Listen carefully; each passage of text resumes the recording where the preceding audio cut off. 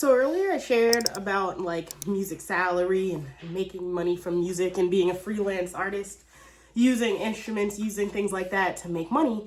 And I just wanted to kind of be forward about it because I feel like in this day and age, people get got. That's the best wording to put it.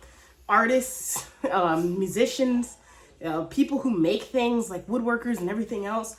There's so many horror stories of people getting paid an unfair wage, getting paid unfairly because they don't know what to compare to. And when I say how much I am making from it, it's not to try and like tell you how much it should be or to flex or anything like that. It's just a gauge. I want to try and be helpful in the music community and in other communities as well to ask around. I think that there's a new wave of being more transparent with your finances, especially with like creatives and music and everything else.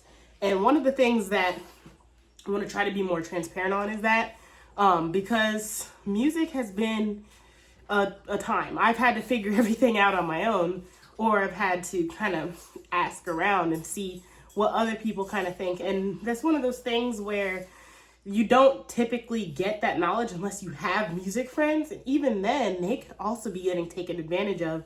Same with creative friends like artists and everything else. So when I say in the previous video that I had made 40K from music, that was over the course of 4 years almost. And a lot of it wasn't from what people think it's from. People think typically it's from Spotify or it's from like making beats and stuff. And I actually am not much of a beat maker. I'll make them every once in a while for people.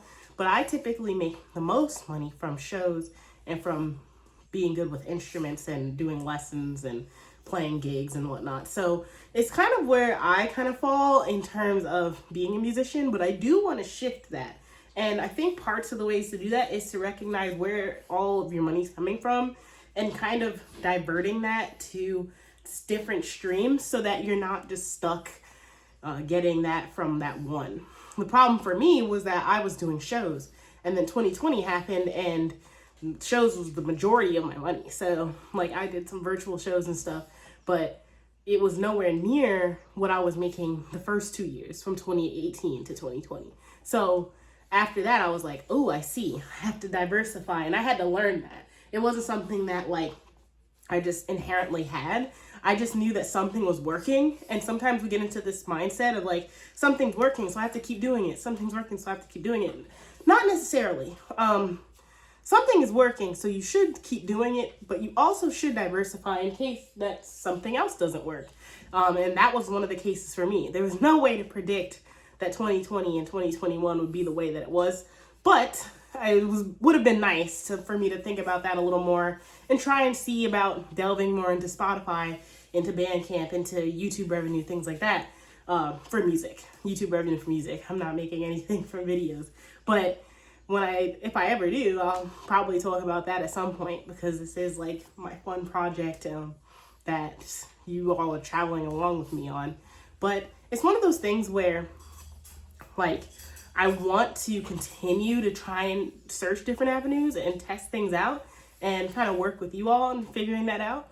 And even looking into other ones like art and stuff because I'm more than interested to experiment with that. But I think that we get stuck in our ways of just making prints. Oh, everybody's buying my prints, so I just make prints. Or, oh, everybody's getting my shows, so I just do shows. I think that we need to kind of delve out more and more and kind of go to different directions with that. So that's kind of what I've been trying to do. I've been trying to diversify. I've been trying to kind of step away from so much relying on Spotify or shows because shows can be unreliable and Spotify, I've done a whole video on Spotify. It's not the best for streaming. So there are other places to go. I know there are ones like Bandcamp and they all have their negatives and their positives, but I think if you take all of them, then all their negatives will be overlapped with a positive from the other one. So you can get paid more, but there's less people. There's more people, but you get paid less. It all overlaps like a Venn diagram or something. So wherever there's a negative, you can have a positive on top of it from your separate stream of income.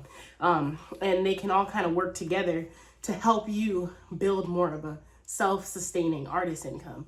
Now, on top of that, I also do like side hustles and stuff.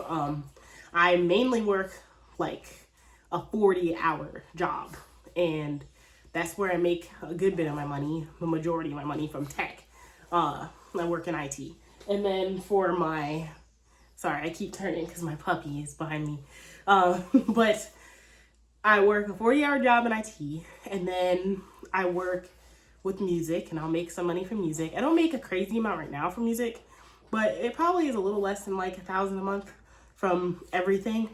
So that's another side gig, technically, in terms of money. Something that I find to be mainly a full-time type of situation, but because I'm working on it so much. But in terms of money income, it's a side gig. And then I also am a tutor. I do like an instruction for a business. So I do that on the side, and that's also where I make a good bit of my money. So I have all these side hustles going on at once, and it may sound like a lot, but I've kind of optimized it so that like I have my full-time, I don't have to work on my part-time too much. I can work on it when I'm free or in between videos and things like that, or at lunch or whatever, and kind of get prepped and ready for that. And I can use the weekends for that work as well. And then when I'm making videos, I take free time and I, jot down ideas, jot down music, jot down promos, and kind of figure that out and figure out what I'm going to do next in terms of avenues, whether I'm going to try a new platform or I'm going to work on a new song or something like that. So all that together puts me at about like $6,000, $7,000 a month, and that just helps me sustain myself to be able to do the passions. Because if we're being real, everyone's so hard on artists, because if they have a 9 to 5, it's like, oh, you're not super connected to your passion or whatever. And then if they don't, it's like, oh, well, you complain about not having money, blah blah. Like, it's hard to be a self-sustaining artist, and when you get to that point and you can leave, it's awesome. But a lot of people have to stay at their 9 to 5 to make sure that they're okay and they can actually work on this for fun and maybe turn it into a project later on that they really want to do. I'm one of the people who's indecisive, so I'd probably end up doing both anyway, because I'm just like that. I'm very indecisive in that way, and my brain doesn't know which one to choose, and that's a personal fight that I have to figure out. But it's unrealistic to tell every artist that they can't have a 9 to 5 and they need to focus on everything. So if you really optimize your time, you can work on it. But in terms of like side hustles and everything else, it's okay to have side hustles. It's okay to work on things. It's okay to have a full-time job. I do it to make sure that I can live and also do these types of things, because I promise you, if I wasn't doing everything I was doing, I probably wouldn't have the funds or time to do this. So I think that it's important to recognize, and yeah, I mean, I really have nothing else to say other than it's okay. If you have a 9 to 5, it's okay to optimize your time, try and figure out side hustles, try and figure out ways to save money, and diversify your streams for your art, because I want you to do well. But until then, I'll see you tomorrow.